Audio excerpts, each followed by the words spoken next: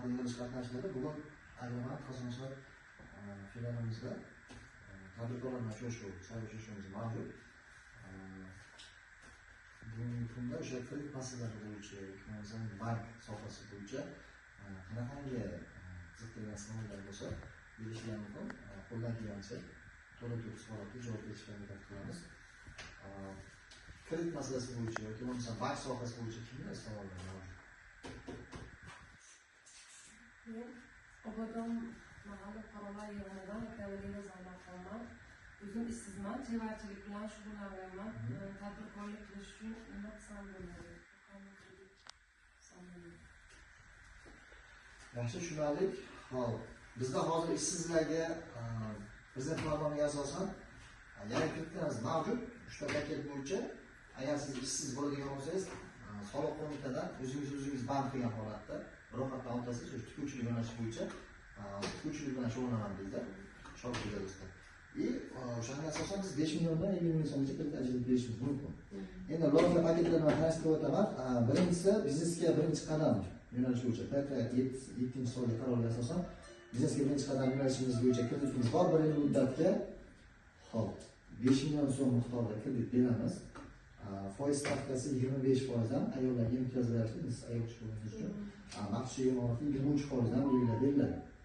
Bunda hech qanday kafil talab qilinmaydi, faqatgina sug'urta polisi kafillik asosida bo'ladi. Bundan keyin agar siz yana kengroq moqchi bo'lsangiz, biznesga ko'mak paketimiz bor.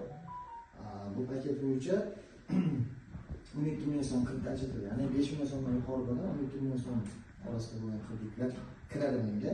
Bu 4 yil muddatga 6 oy imtiyozli davr bilan 3-shaxs kafilligi yoki sug'urta polisi kafilligi asosida beriladi. Buni ham foizi erkaklar uchun 25% dan, ayollar uchun 23%. Bundan tashqari yana 3-paketimiz bor. Mahalla loyihasi dastur doirasida 5 yil muddatga 2 yil imtiyozli davr bilan 50 million so'mgacha kredit bo'ladi. Ya'niki 17 million so'mdan yuqori 50 million so'mgacha bular kreditlar hisoblanadi. Bunda albatta 3-shaxs kafilligi, ya'ni o'sha ishlaydigan inson sizga kafil bo'ladigan bo'lsa, oliy shaxsdan kelib chiqqan holatda sizga qancha kredit berishi aniqlanadi. Siz hujjatni olib,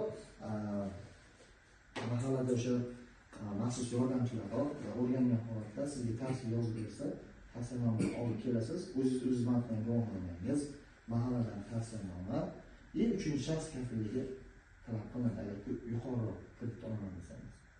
Olib kelasiz, hujjatlaringizni olgan holatda biz underwritingga tashlaymiz va o'sha bergan qarorga asosan sizga kredit ajratib berishimiz mumkin. Bundan tashqari yanada kengroq qilmoqchi bo'lsangiz, tadbirkorlarga kredit mavjud. Hatto 312 sonli kreditimiz bor. Bu 1 yil davomida o'sha faoliyat olib borayotgan tadbirkor bo'ladigan bo'lsa, 100 million so'mgacha garovsiz kredit beriladi. Albatta 300 million so'mgacha ham olish mumkin, faqatgina 100 million so'mdan yuqori bo'lgani uchun garov sifatida noturar joy yoki bo'lmasa avtomashina qo'ygan holatda olishingiz mumkin. Lekin 1 yil davomida siz faoliyat olib borgani va hisobingizda pul mablag' aylangan bo'lishi kerak. Bundan tashqari hozir yana mahallalarda hokim yordamchilari tomonidan platforma orqali yoki oilaviy tadbirkorlik bo'yicha kreditlar mavjud. Ularga o'sha hokim yordamchisiga uchragan holatda elektron platforma orqali ariza beriladi. Va o'sha mahallaga biriktirilgan oilaviy tadbirkorlik bo'yicha mikrokredit yoki bo'lmasa xalq banki asirga mahalla hududi to'g'ri keladigan bo'lsa, o'shalar orqali oilaviy tadbirkorlik bo'yicha ham kredit olishingiz mumkin. Uni eng kam holati